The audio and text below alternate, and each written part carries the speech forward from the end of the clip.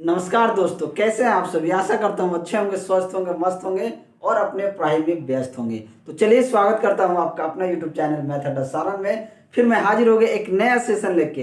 देखिए, आप सभी जानते हैं कि रेलवे ग्रुप डी का जो एग्जाम है, ये आरआरसी ग्रुप डी का जो एग्जाम है ये NSEIT कराने वाला है, यानी कि नेशनल स्टॉक एक्सचेंज जो है NSE का एक ब्रांच है NSET, वही एग्जाम कंडक्ट कराने वाला है। तो NSET जो है आरपीएफ का जो एग्जाम हुआ था प्रीवियस ईयर में, तो आरपीएफ का एग्जाम किसने कराया था? तो आरपीएफ का एग्जाम NSETI कराया है। तो चलिए NSIT पैटर्न पे हम क्वेश्चन करने वाले हैं। अगर आप चैनल पर नए हैं तो चैनल को सब्सक्राइब कर लीजिए, क्योंकि धुआं धुआं होने वाला है। NSEIT का पैटर्न कैसा रहता है, लेवल कैसा रहता है, वो जब आप क्वेश्चन देखेंगे तो आपको समझ में आ जाएगा। तो देखिए, मंजिल ने हौसलों से कहा कि तेरे बस की बात नहीं, तो हौसलों ने मंजिल की आंखों में आंखें डाल के कहा कि चल झूठी, तेरी इतनी औकात नहीं। तो चलिए धुआं धुआं करते हैं और आज का पहला क्वेश्चन से शुरू करते हैं और बिल्कुल NSET पैटर्न पे हम करने वाले हैं। ये आज का पहला क्वेश्चन देखते हैं। पहला क्वेश्चन है कि 15% प्रति वर्ष की वार्षिक चक्रवृद्धि ब्याज दर के साथ 1800 रुपया की राशि पर 2 साल की अवधि के लिए प्राप्त राशि क्या होगी, यानी कि अमाउंट पूछ रहा है। आपको यहाँ पे क्या दे दिया है? रेट 15% दे दिया है। आपको प्रिंसिपल यानी कि मूलधन 18,000 रुपया दिया हुआ है और आपका समय कितना दिया है? 2 साल समय दे दिया है। आपसे पूछ रहा है कि भैया अमाउंट निकाल के बताइए, यानी कि मूलधन मिश्रधन पूछ रहा है, यानी कि अमाउंट पूछ रहा है। देखिए, इसे हम दो तरीके से कर सकते हैं। एक तरीका है, या तो बेसिक फॉर्मूला लगाइए, अमाउंट बराबर P × 1 + R/100 का होल स्क्वायर, एक ये तरीका है। दूसरा तरीका क्या है कि सबसे पहले हम रेट को पकड़ेंगे। पहले का हमको यही में से प्रिंसिपल और अमाउंट का रेशियो ही सबसे अच्छा लगता है। प्रिंसिपल को पकड़ेंगे भैया 15%। 15% का अगर फ्रैक्शन में हम चेंज करें तो हमारा आता है 15/100, यानी कि 5 × 3 = 15, 5 दूनी 10, यानी 20, यानी कि ये क्या आ गया? 3/20। अगर यहाँ से प्रिंसिपल और अमाउंट का रेशियो निकालेंगे तो नीचे वाला संख्या क्या होता है? प्रिंसिपल होता है, उसमें ऊपर वाली संख्या जोड़ देंगे तो वो अमाउंट हो जाता है, यानी कि ये क्या हो जाएगा? 20 से 23। अब जब 2 बरस की बात की गई है तो इसे 2 बार लिख लीजिए, इसे 2 बार लिख लेंगे। इसको गुना करेंगे, 20 से गुना करेंगे तो ये कितना हो जाएगा? 400। 23 को गुना करेंगे तो ये हो जाएगा 529। कितना हो गया? 529। अब देखिए, प्रिंसिपल हमारे पास कितना दिया? 18,000। तो 400 को 18,000 के बराबर करेंगे तो हमारा कितना आएगा? 400 को जब 18 से बराबर कीजिएगा तो ये कितना गुना आएगा? तो ये आपका 45 गुना आएगा, यानी ये 45 गुना। जब आपका प्रिंसिपल 45 गुना हो गया तो आप इस अमाउंट को भी 45 गुना करेंगे तो ये आपका आंसर आ जाएगा। जब आप उसको 45 गुना करेंगे तो 15/45, यानी कि यूनिट डिजिट 05 आएगा। तो 05 सब में है, यानी कि इसका आंसर आ जाएगा 23,508 रुपया। इसका आंसर क्या हो जाएगा? 23,508 रुपया, यानी कि ऑप्शन बी जो होगा ये आपका सही आंसर होगा। एक ये तरीका। देखिए, इसे एक और तरीका से हम कर सकते हैं। जब समय हमको 2 साल दिया रहता है ना और चक्रवृद्धि की बात किया जाता है तो 15 दूना 30 ऐसे लिख दीजिए और दशमलव देख के 15 का स्क्वायर कर दीजिए। 15 15 225 और 1 2 इसमें आके जुड़ जाएगा, यानी कि ये 32.25। अगर आप 18,000 का 32.25% अगर आप निकाल लीजिएगा तब भी आपका आंसर यही आएगा। बोलिए कैसे लगा? वीडियो अच्छा लगा तो लाइक जरूर करें। चलिए अगला क्वेश्चन देखते हैं, क्वेश्चन नंबर 2। क्वेश्चन नंबर 2 क्या कहता है कि एक धातु के टुकड़े की कीमत 115 से बढ़कर 138 रुपया हो गया, यानी कि किसी धातु का कीमत जो था 115 रुपया था, ये बढ़ के कितना हो गया? 138 रुपया हो गया। तो वृद्धि का प्रतिशत ज्ञात करना है, यानी कि अब देखिए 115 रुपया से कितना बढ़ गया? 138 रुपया। तो इसमें कितना का इजाफा हुआ जी? तो आप कहिएगा 8 में से 5 गया 3, 3 में से 1 गया 2, यानी 23 रुपया बढ़ा। किसके रेस्पेक्ट में? यानी कि 115 रुपया में 23 रुपया बढ़ा, तो 23 रुपया बढ़ा 115 रुपया के रेस्पेक्ट में। तो हमको चाहिए परसेंट में, तो परसेंट में 100% से गुना करेंगे तो इसका 23 5 115 होता है। 5 से 100 काट दीजिए 20, यानी कि कितना परसेंट की वृद्धि हो गई? तो 20% की वृद्धि हो गई। तो आपका आंसर क्या हो जाएगा? ऑप्शन बी जो होगा ये आपका सही आंसर हो जाएगा।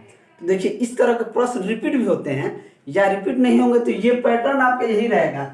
इस डेटा को चेंज कर देता है 200, 400, 500 और इसी तरीके से NSEIT जो है NSEIT इसी तरह के पैटर्न पूछता है। आगे भी देखेंगे, बहुत सारा क्वेश्चन करेंगे तो हमें समझ में आएगा। चलिए अगला क्वेश्चन देखते हैं, क्वेश्चन नंबर 3।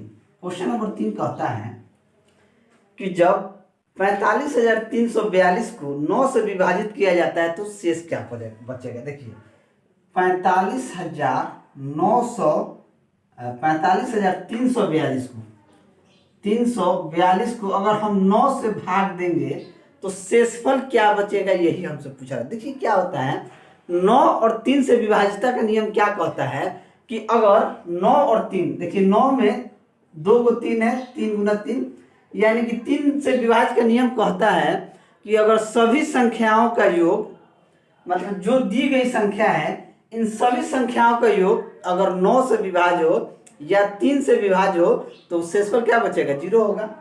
अब जोड़ लीजिए 4 5 9, 9 3 12, 12 4 16, 16 2 18, 18 को 9 से भाग देंगे तो कितना आएगा, कितना शेष आएगा, 2 बार में कट जाएगा, शेषफल क्या बचेगा, 0, यानी रिमाइंडर 0 बचेगा। इसमें कोई संख्या नहीं बचेगा, शेषफल कुछ भी नहीं बचेगा, क्या बचेगा, 0 बचेगा।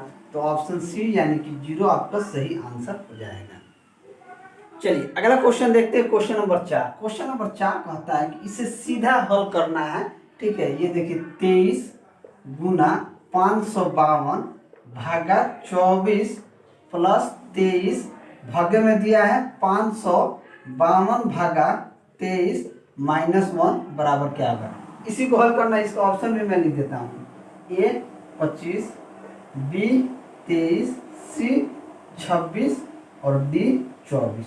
ठीक है, अब इसका आंसर क्या होगा, देखिए 552 में 24 से भाग देंगे तो क्या आएगा, 23 बार में ये कटेगा, तो यहाँ क्या हो जाएगा 23 गुना 23 प्लस 23, फिर 552 में 23 से भाग देंगे तो क्या आएगा 24, यहाँ आ गया 24 माइनस का 1। अब देखिए हम इतना गुना नहीं करेंगे, हम क्या करेंगे 23 इधर भी है 23 इधर भी है, अगर 23 को कॉमन ले लें तो हमारे पास यहाँ क्या बचेगा 23, यहाँ बचेगा प्लस का 1 बट्टे में 24 में से 1 गया 23, 24 में से 1 गया 23, तो ये आपका 23, ये 23 कट गया तो 23 प्लस 1 कितना आ गया 24, 23 प्लस 1 24, तो ऑप्शन डी क्या आ जाएगा आपका सही आंसर हो जाएगा। देखिए पैटर्न देखिए, इसी तरह का एग्जाम पूछे जाते हैं। ज़्यादा घबराने की टेंशन में नहीं आना है कि TCS अच्छा था, NSEIT अच्छा नहीं, सब अच्छा है।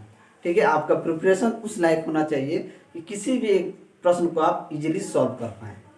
चलिए अगला क्वेश्चन देखते हैं, क्वेश्चन नंबर 5। क्वेश्चन नंबर 5 क्या कहता है कि राम और राज 4:5 के अनुपात में है। राम और राज यहाँ लिख देते हैं, राम भाई हैं और ये राज भाई हैं, इन दोनों का अनुपात जो है वो क्या है 4:5। ठीक है, यदि इनके आयु का योग 126 है तो उन्हें उनकी आयु में अलग करें, यानी आयु में अलग करना है। देखिए इनका दोनों का योग कितना है जी, तो 126 है।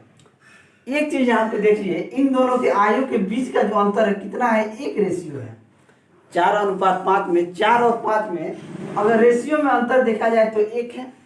इन दोनों का योग कितना दिया है 126, तो हम क्या करेंगे 4 5 9 यानी 9 रेशियो का वैल्यू अगर 126 है तो 1 रेशियो का वैल्यू क्या होगा जी, ये हो जाएगा 9 एकम 9, 9 चौके 36 यानी कि 14, यानी इन दोनों के बीच का अंतर कितना हो जाएगा 1 रेशियो बराबर 14 आ गया। तो आपका आंसर क्या हो जाएगा 14, यानी कि ऑप्शन डी जो होगा ये आपका सही आंसर हो जाएगा। चलिए अगला क्वेश्चन देखते हैं, क्वेश्चन नंबर 6। ये भी सिंपल क्वेश्चन है, 5/4 प्लस 3/5 माइनस 9/10 का मान क्या होगा।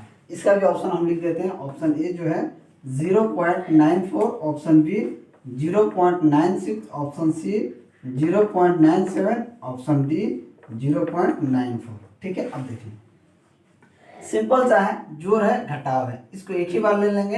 अगर एलसीएम लेंगे 4 5 10 का, तो 4 5 10 का एलसीएम क्या हो जाएगा, अगर हम देखें तो 4 5 10 का अगर हम एलसीएम लेंगे तो 4 5 10, 5 के लेंगे तो ये 5 5 दूना 10, 2 से लेंगे 2 दूना 4, 2 5 दूना 10 दूना 12, 5 दूना 10, 10 दूना 20, क्या हो जाएगा, इसके एलसीएम हो जाएगा 20। अब देखिए 4 से इसमें भाग देंगे, 4 5 20, 50 25 प्लस 5 चौक 20, 4 3 12 माइनस 10 दूना 20, दूना 18, ये हो जाएगा 5 2 7 27, यानी कि 37 माइनस 18/20 हो जाएगा। तो ये 37 में से 17 में से 8 जाएगा 9, 19/20, 19/20, 19/20 को हम क्या लिख सकते हैं, ये आपका हो जाएगा 0 पॉइंट, ये 190 होता, दूना 18, 180, दूना 18, 180 या 20 35 100, यानी 0.95 हो जाएगा। तो ऑप्शन डी क्या हो जाएगा, आपका सही आंसर हो जाएगा। चलिए अगला क्वेश्चन देखते हैं, क्वेश्चन नंबर 7। क्वेश्चन नंबर 7 कहता है कि 5 संख्याओं का औसत 113 है, यानी कि 5 संख्या जो है इसका औसत जो है 113 है, ठीक है। तो एक संख्या के औसत से अधिक होने के बाद भी औसत वही रहता है। एक संख्या यानी कि एक संख्या बढ़ जाता है, 6 बढ़ जाता है, तब भी औसत कितना रहता है, 113 ही रहता है। तो पता करें उसमें से कितना नंबर गिरा है। देखिए सबसे पहले आप जान लीजिए, अगर औसत की बात की जाए तो औसत क्या होता है, सभी संख्याओं का योग बट्टा सभी संख्या, ठीक है। बात को समझिएगा, अगर मान लीजिए ये एक ए है एक बी है, मान लीजिए अगर ए का औसत 2 बरस है, मान लीजिए 2 बरस है, इसमें एक संख्या और आदमी आ जाता है, 2 आदमी आ जाता है, तो भी औसत 2 हो रहता है। इसका मतलब है कि जो भारी वाला एक आदमी होगा, भारी वाला चला जाएगा तब भी औसत समान होगा, यानी कि सेम वजन का, जितना इसका वजन है उसमें से उतना ही आदमी चला गया तो उसका औसत समान होगा, यानी कि 113 आदमी वाला ही चला गया होगा तभी जाके इसका औसत क्या है, समान है। अगर नहीं है तो हम इस तरीके से निकाल लें। देखिए इसको गुना करेंगे, क्योंकि सम क्या होता है, औसत गुना संख्या। सभी संख्याओं का अगर योग निकालना है तो सभी का औसत गुना संख्या से गुना करेंगे, तो ये गुना करेंगे तो कितना हो जाएगा, 5 3 15 के 5, हाथ में 1, 5 1 5 1 6, 5 1 5 565, फिर इससे गुना करेंगे 36 18 के 8, हाथ में 1, 6 6 1 7, 6 1 6। अब इसमें से माइनस कीजिए, 8 में से 5 गया 3, 7 में से 6 गया 1, 6 में से 5 गया 1।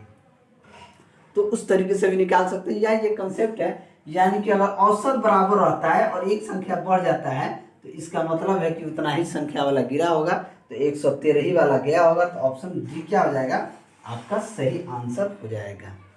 चलिए क्वेश्चन नंबर 8 देखते हैं, इसे भी सीधा सिंप्लीफिकेशन का क्वेश्चन है। सिंप्लीफिकेशन के क्वेश्चन हर एग्जाम में 1 से 2 क्वेश्चन आपको मिल जाते हैं, और अगर आप थोड़ा सा ध्यान देंगे तो बहुत जल्दी फास्ट कैलकुलेशन अगर करेंगे तो बहुत जल्दी उसको कैलकुलेट कर लेंगे और 1 नंबर अपना सिक्योर कर लेंगे। बहुत इजी पूछता है। देखिए 42 माइनस 9 प्लस 32, यहाँ स्मॉल ब्रैकेट मिडिल ब्रैकेट है, माइनस 22 माइनस 7, यहाँ क्लोज। इसका मान क्या, इसका भी हम ऑप्शन लिख देते हैं, ए 19, बी 16, सी 18, डी 17, ठीक है।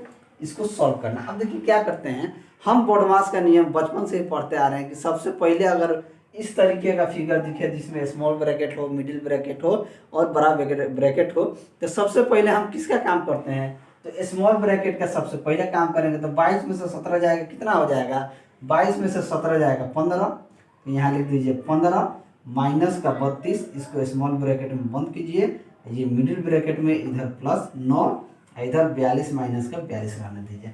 अब देखिए 32 में से 15 जाएगा, कितना होगा, 12 में से 5 गया 7, 3 में से 1 गया 2, यानी 17 प्लस ये रहा 9, ये रहा 42 माइनस 9, 17 और 9 को जोड़ देंगे तो कितना हो जाएगा 26, यानी कि 42 में से 26 को माइनस करेंगे तो 12 में से 6 गया 6 और 3 में से 2 गया 1, यानी कि 16 आपका क्या होगा, सही आंसर होगा। तो ऑप्शन बी क्या हो जाएगा, सही आंसर हो जाएगा। अगला क्वेश्चन देखते हैं, क्वेश्चन नंबर 9। क्वेश्चन नंबर 9 क्या कहता है कि x बराबर 0.57744 का अंश ज्ञात कीजिए। देखिए इसका भी ऑप्शन हम लिख देते हैं, ये आपका हो गया 567/990, बी आपका हो गया 568/990, ऑप्शन सी हो गया 569/990, और ऑप्शन डी हो गया 566/990। अब देखिए यह इस तरह के प्रोसेस, इसमें कंटिन्यूटी है, थोड़ा सा आपको रिकरिंग क्या हो रहा है, रिपीट हो रहा है। यानी कि जब आप गौर से देखिएगा तो 7 4 क्या हो रहा है, रिपीट हो रहा है, 7 4 रिपीट हो रहा है। तो इसे हम कैसे लिख देंगे, 0.574 के ऊपर क्या लगा देंगे, बार लगा देंगे, यानी रिकरिंग लगा देंगे। जब इस तरीके से हम लगा देते हैं, अगर हमको इस भिन्न फॉर्मेट में होता है तो सबसे पहले क्या करते हैं, देखिए सबसे पहले ये 574 सबसे पहले लिखेंगे, 574 माइनस 574 -5 कर देंगे। जिसके ऊपर रेकरिंग नहीं रहता है उसको आप क्या कर दीजिए, माइनस कर दीजिए, बट्टे जिनके ऊपर रेकरिंग रहता है उसको 9 लिखिए। यहाँ पे 2 पे रेकरिंग है तो 2 9 लिखिए, 1 पे रेकरिंग नहीं है तो उसको 0 लिख दीजिए। बस 14 में से 5 गए, 14 में से 5 गए कितना हो गया, 9, और ये आपका 569/990 क्या हो जाएगा, आपका आंसर हो जाएगा 569/90, यानी कि ऑप्शन सी क्या हो जाएगा, आपका सही आंसर हो जाएगा।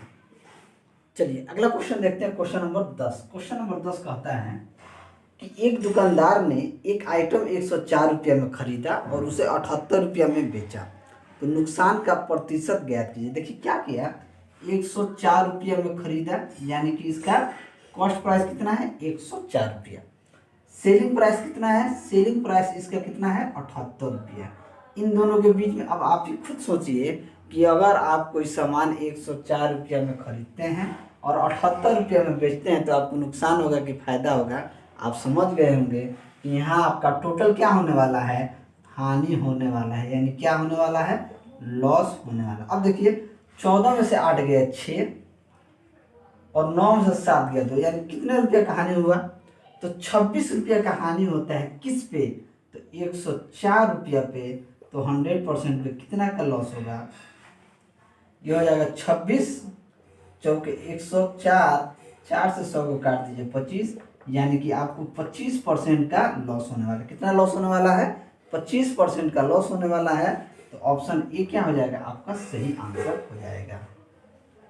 चलिए अगला क्वेश्चन देखते हैं, क्वेश्चन नंबर 11। क्वेश्चन नंबर 11 कहता है कि एक ट्रेन 33 मीटर प्रति सेकंड के प्रति स्पीड के तेज से चलती है और 11 सेकंड में वह एक संकेत को पार कर जाती है, तो ट्रेन की लंबाई क्या होगी। ट्रेन की लंबाई यानी कि दूरी बराबर क्या होता है, तो दूरी बराबर होता है चाल गुना समय, यानी किसके चाल से चल रही है, तो 33 के चाल से चल रही है। समय कितना ले रही है, 11, गुना कर दीजिए, ये आपका कितना हो जाएगा, 363 मीटर हो जाएगा। दूरी कितना हो जाएगा, 363 मीटर हो जाएगा। तो ऑप्शन ए क्या हो जाएगा, आपका सही आंसर हो जाएगा। ये फॉर्मूला बहुत जरूरी है, दूरी बराबर चाल गुना समय। चाल पूछे तो यहाँ से आप कह सकते हैं दूरी बट्टा चाल पूछे तो दूरी बट्टा समय, और समय पूछे तो क्या हो जाएगा, दूरी बट्टा चाल, आपका आंसर आ जाएगा।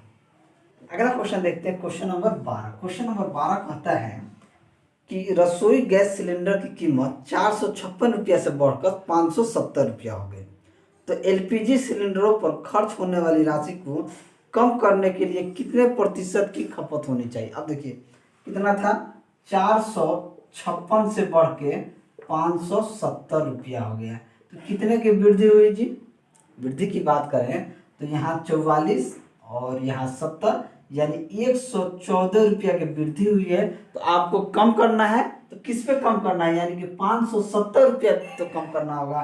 तो 570 रुपया में 114 रुपया कम करना होगा, तो ये 570 और 100% में आपको कितना कम करना होगा, 14 5 70 और 100 5 500, 5 से 100 काट दीजिए 20%, यानी कि 20% की आपको क्या करनी होगी, कमी करनी होगी। तो ऑप्शन बी जो होगा ये आपका सही आंसर हो जाएगा।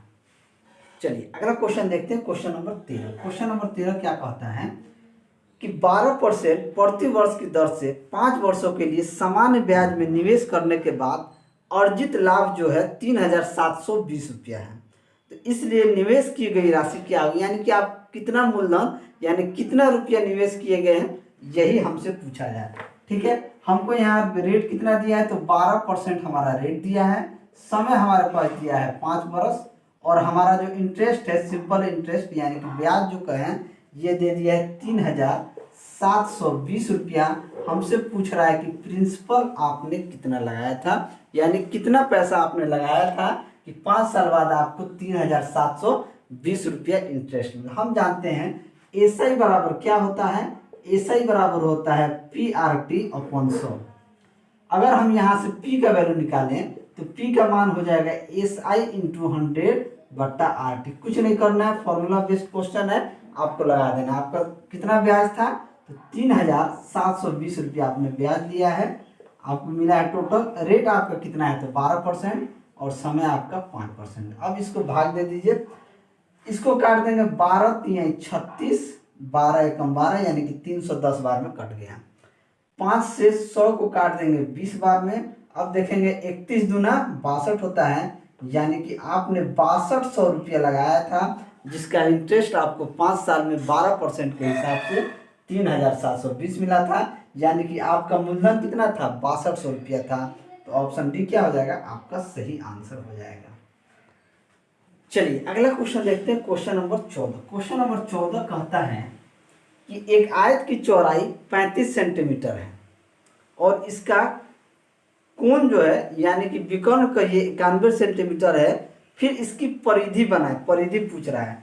आयत की चौड़ाई मान लीजिए ये आयत है, आयत इसी तरीके से रहता है, ये आयत है, इसका चौड़ाई जो है कितना दिया है, 35 सेंटीमीटर। इसका चौड़ाई 35 सेंटीमीटर दिया है।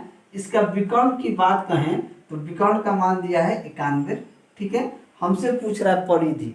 परिधि क्या होता है, ये पूरा जो होता है ना यही परिधि होता है। आप इसे परिमाप कह सकते हैं। तो आयत का परिमाप क्या होता है, आयत का परिमाप होता है 2 गुने लंबाई प्लस चौड़ाई, यही होता है।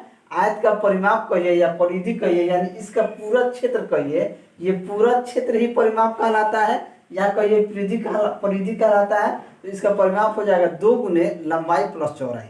अब देखिए प्रश्न में आपको चौड़ाई दिया हुआ है तो आपको लंबाई निकालना होगा, कर्ण दिया हुआ है तो आप लंबाई को निकाल सकते हैं, बिल्कुल निकाल सकते हैं। पाइथागोरस थ्योरम यही बता के गए हैं, पाइथागोरस थ्योरम यहाँ पे लगाना होगा, पाइथागोरस थ्योरम हमको लगाना पड़ेगा, ठीक है। पाइथागोरस थ्योरम कहता है कि कर्ण का स्क्वायर बराबर होता है लंब का स्क्वायर प्लस आधार का स्क्वायर का। अब हमारे पास कर्ण दिया हुआ है, लंब दिया, आधार दिया हुआ है, तो लंब निकाल सकते हैं, बिल्कुल निकाल सकते हैं। जब 2 वैल्यू दिया रहेगा तो एक वैल्यू निकाल लेंगे, या इसे लंब कह सकते हैं, या अगर इसे ए बी सी डी कहें तो अगर हमारे पास AD का वैल्यू मालूम है, DB का वैल्यू मालूम है, AB का निकाल लेंगे, बिल्कुल निकाल लेंगे। अंडर रूट ये हो जाएगा 91 का स्क्वायर माइनस 35 का स्क्वायर। जब इसको निकालेंगे तो इसका मान आपका 84 आ जाएगा। कितना आ जाएगा, इसका मान आपका 84 आ जाएगा जब इसका स्क्वायर करके निकालेंगे। अब हमसे पूछ रहा है परिधि, तो आयत के परिधि क्या हो जाएगा, 2 गुना 35 प्लस 84, यानी कि 2 गुना 5 4 9 8 3 11 119, यानी कि 238 क्या हो जाएगा, आपका सही आंसर हो जाएगा। 238 आपका सही आंसर हो जाएगा। तो ऑप्शन डी जो होगा ये आपका सही ऑप्शन होगा। चलिए अगला क्वेश्चन देखते हैं, क्वेश्चन नंबर 15।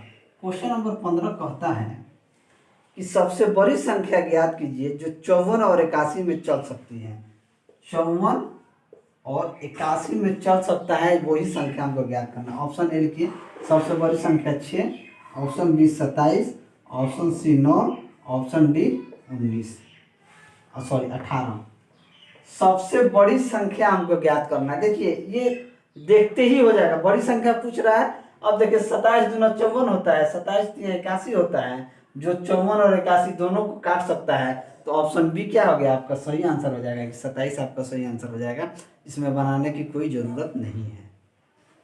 चलिए अगला क्वेश्चन देखते हैं, क्वेश्चन नंबर 16। क्वेश्चन नंबर 16 कहता है कि एक विशिष्ट राशि को 6:5 के अनुपात में 2 भागों में विभाजित किया गया। एक विशिष्ट राशि है जिसे 6:5 के अनुपात में 2 भाग में विभाजित किया गया है। इसे 2 भाग में विभाजित किया गया है। यदि पहला भाग 48 रुपया है, अगर पहला भाग को अगर हमने कहा कि 48 रुपया है तो दूसरा भाग क्या होगा, यही हमसे पूछा है। दूसरे भाग का राशि क्या होगा। ऑप्शन देखिए, इसे हम ऑप्शन से भी कर सकते हैं। Option A 77, option B 88, option C 99 और ऑप्शन डी क्या है 66। देखिए यानी कि इन दोनों का योग देखें कि इन पहला भाग और दूसरा भाग का जो योग होगा ना वो 6 और 5 11 से विभाज्य होगा। यानी कि इन दोनों का योग कितना है 11, वो संख्या 11 से विभाज्य होनी चाहिए। ठीक है, अगर ये पहला संख्या 6 है, पहला संख्या क्या है 6 है, तो 6 का मल्टीपल में है एकदम होगा। जब पहला संख्या 6 अनुपात में है तो पहला संख्या जो होगा वो 6 के मल्टीपल में होगा। तो आप देखिएगा तो 6 के मल्टीपल में कितना है 48 है। ठीक है, तो दूसरा संख्या भी होगा, क्या पूछ रहा है, तो 48 है, तो कुल राशि निकालिए, कुल राशि निकालना है, टोटल राशि क्या होगा। अब देखिए टोटल राशि यानी 11 से विभाज्य होना चाहिए। 6 5 11 ऑप्शन में देखेंगे तो सारा संख्या जो है वो 11 से विभाज्य है, तब तो मामला गड़बड़ हो। अब मामला गड़बड़ हो गया तो हम क्या कर सकते हैं, देखिए एक और तरीका है।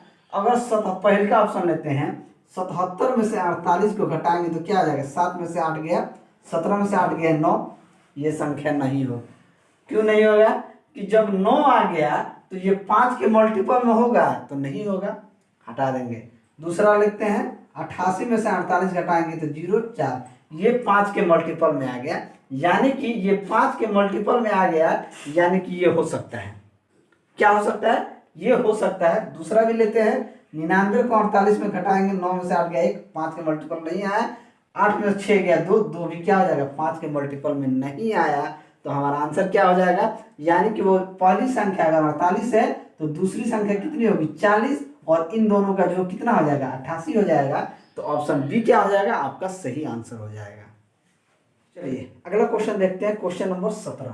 क्वेश्चन नंबर 17 कहता है कि 25 सेंटीमीटर और 26 सेंटीमीटर लंबाई में स्क्वायर में परिधि वाले समभुज का क्षेत्रफल ज्ञात कीजिए। हमको लग रहा है ये दो विकर्ण दे दिया है, समभुज का रोम्बस का है। ठीक है, एक का विकर्ण 25 दिया है, दूसरे का 26 दिया है, इसका एक क्षेत्रफल ज्ञात करने के लिए कह रहा है इस प्रश्न में। तो समभुज का क्षेत्रफल क्या हो जाएगा, इसका क्षेत्रफल होता है 1/2 दोनों विकर्णों का गुणनफल यानी डायगोनल 1 गुना डायगोनल 2, तो 1/2 25 गुना 26 कर दीजिए, 2 से कर दीजिए 13 बार में, ये आपका 25 दहा 250 और 25 तिया 75 यानी कि 325 आपका क्या आ जाएगा आंसर। तो ऑप्शन ए क्या हो जाएगा, आपका सही आंसर हो जाएगा।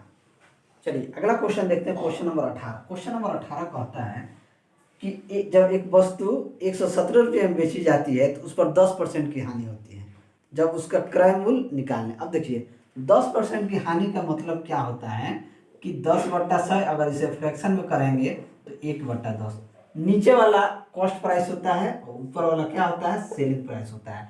ठीक है, अगर हमको प्रॉफिट होगा तो 1 जोड़ देंगे तो 10 से 11 तो हमारा प्रॉफिट, एक लॉस होता है तो 1 माइनस। अगर 10 रुपये का सामान यानी कि आप 9 रुपये में बेच रहे हैं तब आपको क्या होता है 10% की हानि होती है, यानी कि 10 रुपये के सामान को 1 रुपये लॉस पे आप बेचते हैं तो 9 रुपये में बेचेंगे। अब हमसे प्रश्न में कहा गया है कि जब 100 कोई वस्तु 117 रुपये में बेची जाती है यानी कि 9 रेशियो का वैल्यू 117 रुपया है, तो 10 रेशियो का वैल्यू हमसे पूछ रहा है। 10 रेशियो का वैल्यू क्या हो जाएगा, ये कितना गुना हो गया, तो 9 एकम 9, 9 3 27 यानी 13 गुना हो गया, यानी इस वस्तु का कॉस्ट प्राइस कितना था तो 130 रुपया था। इस वस्तु का कॉस्ट प्राइस 130 रुपया था, तो ऑप्शन सी क्या हो जाएगा, आपका सही आंसर हो जाएगा। चलिए अगला क्वेश्चन देखते हैं, क्वेश्चन नंबर 19। क्वेश्चन नंबर 19 कहता है कि एक चतुर्भुज की भुजाएं 2:3:4:5 में है और परिधि कितना है जी, तो 112 सेंटीमीटर क्या है परिधि है। तो सबसे छोटा पक्ष ज्ञात कीजिए, सबसे छोटा ज्ञात करना है। सबसे पहले हम क्या करते हैं, इन सभी को जोड़ देंगे, 2 3 5 4 9 5 14 यानी 14 रेशियो का मान देखेंगे तो 112 है, तो एक रेशियो का मान कितना हो जाएगा 14 8 112 यानी कि 8।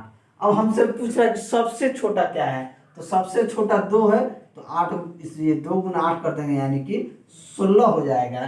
तो हमारा आंसर क्या हो गया 16, यानी कि ऑप्शन ए जो होगा ये आपका सही आंसर हो जाएगा। चलिए अगला क्वेश्चन देखते हैं, क्वेश्चन नंबर 20। क्वेश्चन नंबर 20 कहता है कि एक दुकानदार ने 80 रुपया में एक आइटम खरीदा और उसे 100 रुपया में बेच दिया, लाभ का प्रतिशत ज्ञात कीजिए। 80 रुपया में खरीदा यानी कि उसका कॉस्ट प्राइस कितना है 80 रुपया, और सेलिंग प्राइस उसका कितना है 100 रुपया। कितना का प्रॉफिट हुआ जी, तो 20 रुपया प्रॉफिट हुआ। 20 रुपया प्रॉफिट हुआ, तो 20 रुपया प्रॉफिट हुआ किस पे, तो 80 रुपये पे। तो 100% की बात की जाए तो 20 चौक 80, 4 से 25, यानी कि उसे कितना परसेंट का फायदा हुआ, तो 25% का फायदा हो गया। तो ऑप्शन सी जो है ये आपका सही आंसर हो जाएगा। ठीक है,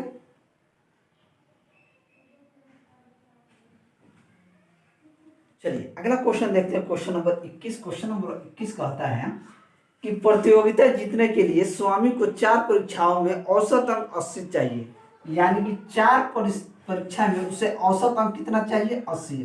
अगर इनका योग पूछेंगे, अगर इन सभी का सम पूछेंगे तो हो जाएगा 4 गुना 80, यानी कि टोटल उसे 320 नंबर चाहिए।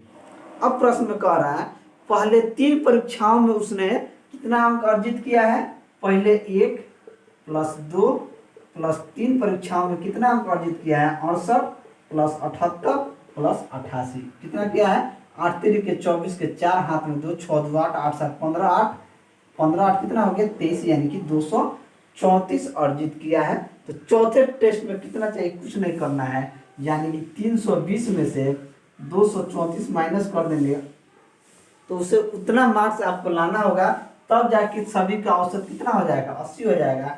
10 में से 4 गए 6 और 11 में से 3 गए 8, यानी कि 86 नंबर लेके आना होगा चौथा टेस्ट में, तब जाके उसका औसत क्या हो जाएगा 80 हो जाएगा। तो ऑप्शन 86 ऑप्शन ए क्या हो जाएगा आपका सही आंसर हो जाएगा।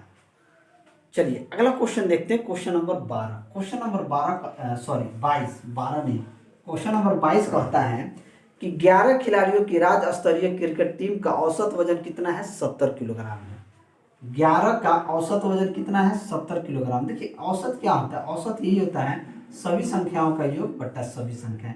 अगर इन सभी का 11 का सम देखेंगे तो हो जाएगा 11 गुना 70, यानी कि 700 हो जाएगा। ठीक है, अब अगला प्रश्न कह रहा है कि अगर इसमें से जब प्रशिक्षकों का वजन इसमें जोड़ा जाता है तो औसत वजन 1 किलो बढ़ जाता है। जब प्रशिक्षकों का वजन इसमें जोड़ा जाता है, यानी 1 को जोड़ा जाता है तो 1 किलो औसत क्या हो जाता है बढ़ जाता है। यानी क्या हो जाएगा 12 गुना कितना हो जाएगा 71।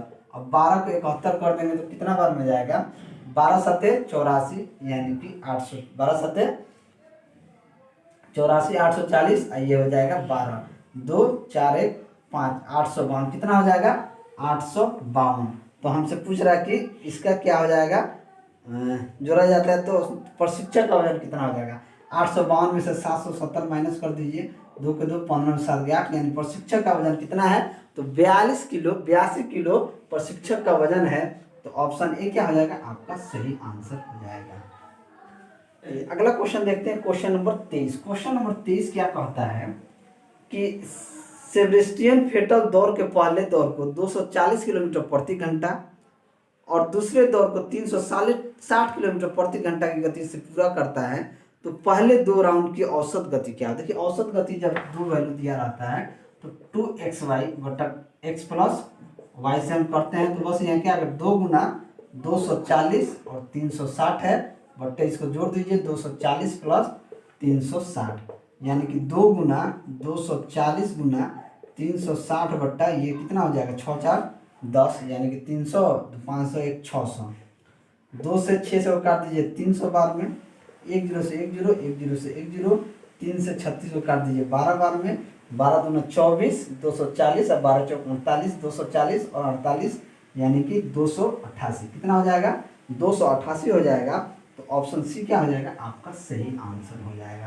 तो चलिए आज के लिए इतना ही। ये सारे प्रश्न NSEIT के एग्जाम में पूछे गए हैं, रेलवे के RPF एग्जाम में पूछे गए हैं, तो वो मैं लेके आप सभी के सामने हाजिर हुआ हूँ। अगर आपको मेरा वीडियो अच्छा लगा तो वीडियो को लाइक करें, दोस्तों में शेयर करें। अगर आप हमारे चैनल पर नए हैं तो चैनल को सब्सक्राइब करें। मैं ऐसे ही वीडियो लेके आपके सामने हाजिर होता रहूँगा। चलिए मिलते हैं अगले वीडियो में, तब तक के लिए जय हिंद।